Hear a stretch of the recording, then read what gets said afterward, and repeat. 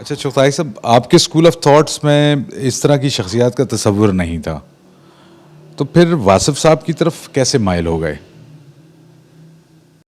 بھائی یہ جو کچھ ہے میرا تو واقعی نہیں ہے. میں نے تو پہلے بتایا کہ میں ٹھیک ہے ایک الحمدللہ پابند صوم و صلات گھرانے میں پیدا ہوئے جہاں ان چیزوں کا بہت خیال، وہ تو ٹھیک ہے.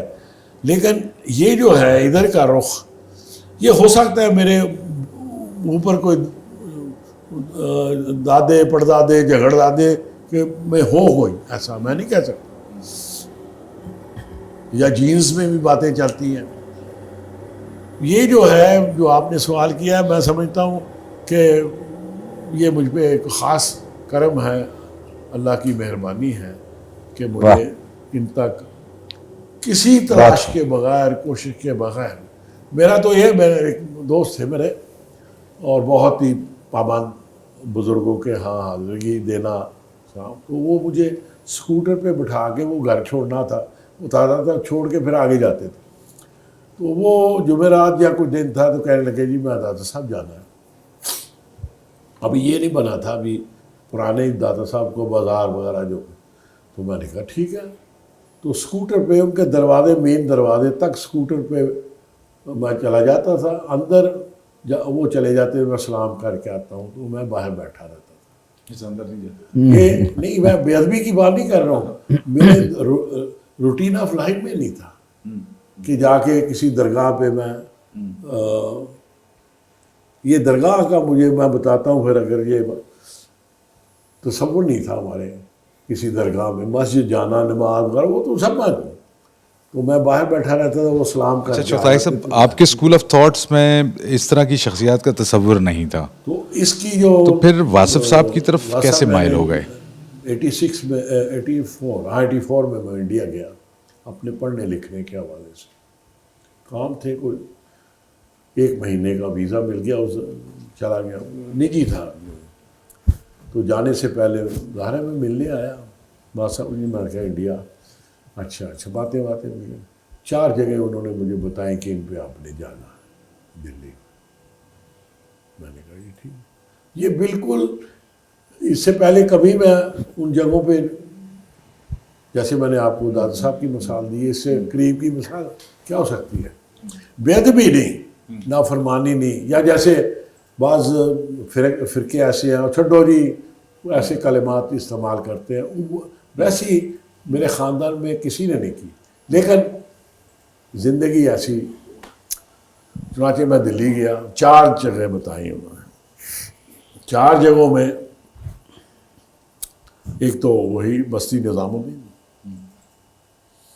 یہاں پہلے خسرو آتے ہیں. پھر آپ گئے ہیں کبھی انڈیا؟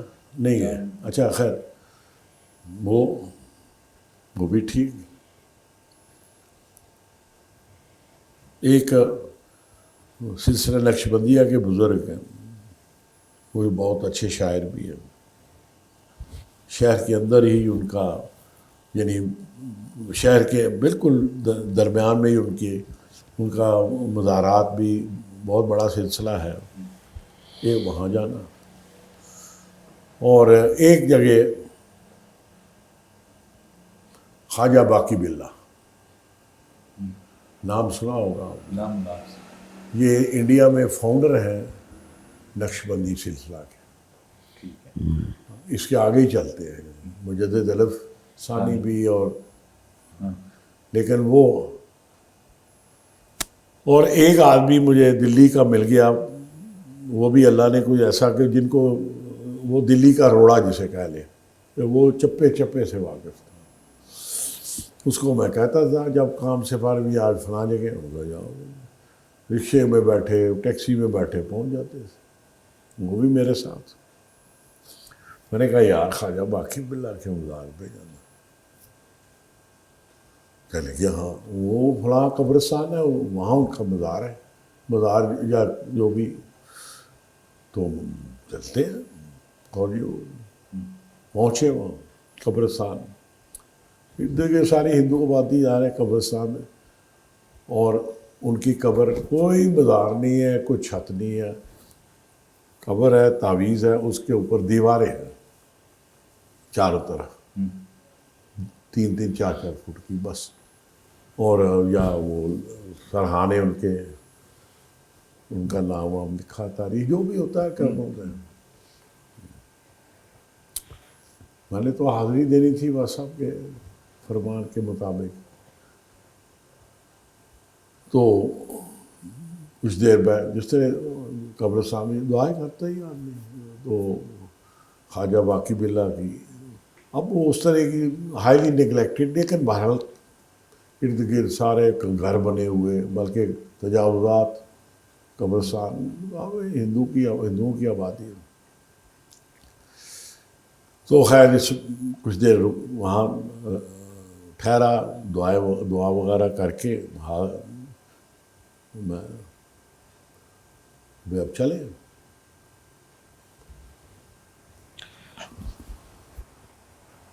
اس ظاہر میں ایک فکرہ میں بتا دوں آپ کو. واسا فرماتے تھے کہ پیشہ وار زائر نہ بننا. سمجھ گئے آپ؟ پیشہ وار، جہاں کوئی قبر دیکھی جا کے نہ، یا کوئی بھیجے تو جاؤ یا کوئی بلائے تو جاؤ. اور میرے ساتھ ایسا ہی ہوا. ظاہر تو میں کیا، ویسے ہی میری زندگی میں نہیں پیشہ وار ظاہر ہے. یا اور تب پتہ چلا کتنا کیا فرق ہے اس میں. آپ کا کبھی ایکسپیرینس ہو تو آپ کو یہ بعض باتیں خان صاحب ایکسپیرینس کی ہیں، لکھنے پڑھنے سے نہیں آتی، سمجھ میں نہیں آتی. جب واپر جائے تو پتہ چلتا ہے کہ ہاں. تو کچھ چیزیں واپری تو میں بات کروں. تو میں جب نکلنے لگا تو ایسے لگا کہ میں یار ایک بار پھر جا کے نا ان کے دعا کر لوں قبر پہ. خواجہ باقی باللہ کی بات کر رہا ہوں. باہر نکلنے سے پہلے پھر میں واپس آیا، تھوڑی دور، زیادہ نہیں. پھر میں آ کے قبر پہ پھر دعا ابھی وہی تھا. تو وہ اندر ہی مسجد ہی چھوٹی تھی، جیسے قبرستانوں میں ہوتی ہے. عام تو قبر مسجدیں ہیں، لیکن ہندو کا دور ہے یہ دور. تو نماز کا ٹائم مغرب کی کا ہو گیا اور اذان ہو گئی. جب میں دوسری بار واپس آ کے دعا تو جانے لگا تو میں نے کہا کیوں نہ نماز پڑھ لی جائے. اس وقت میں باقاعدہ نماز نہیں پڑھتا تھا، لیکن ٹائم ہو گیا، میں کہ آئے بھی ہیں. تو میں مسجد، میرا حال 20-25 آدمیوں کے جگہ جیسے ہوتی ہے چھوٹی، بس اس مسجد کی نماز میں نے پڑھی. اور نماز کے دوران میرا ایکسپیرینس جو ناقابل بیان. بس یہ وہاں سے ایک احساس اندر پتہ چلا کہ اس طرح، کیونکہ بھیجا گیا تھا. بہت فرق ہے ہاں بلانے میں، بھیجنے میں بہت فرق. جی بالکل وہ پہلا ایکسپیرینس میرا، یہ آپ کے سوال کا جواب. دوسرا میں اسی وجہ میں دادا صاحب کا بتایا کہ میں باہر بیٹھا رہتا، میرا دوست جاتا تھا سلام کر کے آ جاتا. ویسے ہی میرا حال ہے ان کو وصال کو بھی، اب تو وہاں صاحب کے 25-26 سال، یہ اس سے پہلے کی بات ہے. تو ایسے ہی دادا صاحب کا ذکر ہو رہا تھا، کیونکہ فیض کا منبع ہے، آپ کو پتہ ہی ہے.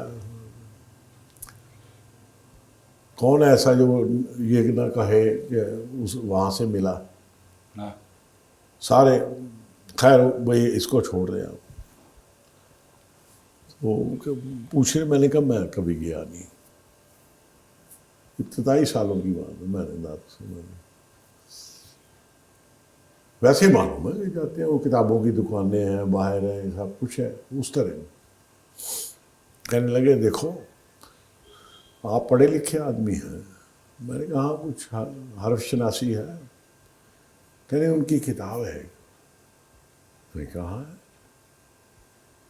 میرے پاس بھی ہے، فارسی بھی ہے، اردو ترجمہ بھی ہے، کشف المعانی. کہنے لگے اگر آپ چلے جائیں اور آپ پڑھے لکھے تعلیم یافتہ آدمی ہیں، اگر ادھر سے سوال آ جائے کہ میری کتاب پڑھ کے آئے ہو، تو نفی میں جواب نہیں ہونا چاہیے. کتاب کا جو تعلق ایک ہی کتاب ہے دادا، جو آپ لکھی تو بہت ہے لیکن ہے تو ایک ہی. مراد یہ ہے جانا ہے تو پہلے کتاب پڑھو ہاں ہاں کہ وہ کیا فرما گئے ہیں. ہمارا شاید ہی کو 1000 بندہ ہو تو شاید ایک بھی ایسا نہ ملے جو کسی بزرگ کے مزار پہ جائے اور اس کی کتاب پڑھ کے جائے. اور کوئی بزرگ نے جسے کتاب نہیں لکھی یا شاعری یا جو بھی کہہ لیں شاید ہی کو ہو. میں نے کہا جی ٹھیک. چنانچہ میں نے میرے پاس تھی فارسی بھی اردو بھی. چنانچہ میں نے اردو ترجمہ اچھا جو مجھے لگا میں نے قسطوار پڑھنا شروع کر دیا. کبھی ایک چیپٹر پڑھ لیا پھر بیچ میں وہ 5-6 مہینے لگے. اس کے بعد میں واسف میں نے یہ بات ہوئی تھی تو میں نے کتاب پڑھی ہے پوری پڑھ لی ہے. حالانکہ پہلے بھی کبھی کبھی دیکھتے تھے کہ دادا صاحب کی بطور سورس کے کیونکہ بہت میں حلاج پہ کام کر رہا تھا. میری کتاب آئی بعد میں تو حلاج کا بہت اچھا چیپٹر ہے اس میں کشف المعجون کیونکہ دادا صاحب ان کے بہت بڑے فیور میں ہیں بہت اہم ان کے حلاج کے بارے میں کیونکہ جنید بغدادی سے تعلق ہے دادا صاحب کا. تو جنیدی سلسلہ جو ہے وہ سارا حلاج کے حق میں ہے. خیر تو اس طرح کی کنسلٹ کیا کرتے تھے. میں نے کہا جی میں نے آپ کے فرمانے کے مطابق پڑھ لی ہے. بالکل ٹھیک ہے. اچھا ٹھیک ہے اب تم جاؤ لیکن ایک شرط ہوگی. میں نے کہا جی وہ فرمائیے. جو پہلے آپ نے وہ تو ہو گئی پوری پڑھ لی ہے میں نے اطمینان سے پڑھی ہے سمجھ بوجھ کے ساتھ کہ سیدھا جانا ہے